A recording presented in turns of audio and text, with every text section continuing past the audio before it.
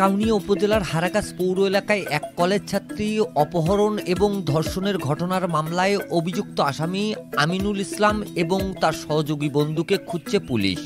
তবে পুলিশ বলছে ঘটনার পর রংপুর মহানগরের বাইরে অবস্থান করায় অভিযুক্ত আসামিদের গ্রেপ্তারের প্রচেষ্টা অব্যাহত রয়েছে। ভুক্তভোগী পরিবারটির অভিযোগ, প্রায় 10 দিন পেরিয়ে গেলেও ঘটনার সাথে জড়িত অভিযুক্তদের গ্রেপ্তার করতে পারছে না পুলিশ।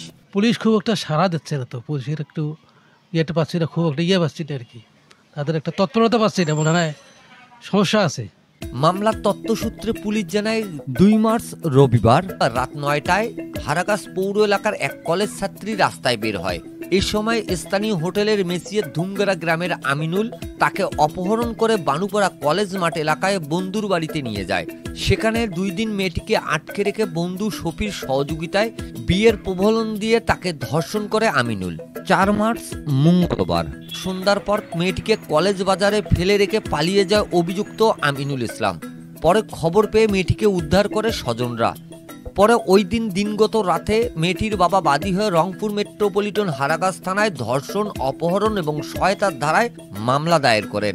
হারাগাছ থানার ওসি মমিনুল ইসলাম জানায়, ঘটনার পর এলাকা থেকে পালিয়ে যাওয়া অভিযুক্ত আসামিদের গ্রেপ্তারে পুলিশের প্রচেষ্টা অব্যাহত রয়েছে। না, অভিযান অব্যাহত আছে। সমাজে ঘৃণামূলক অপরাধ হচ্ছে ধর্ষণ।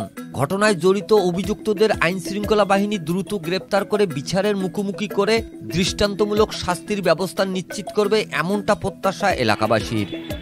Mizanur Rahman, DRS news.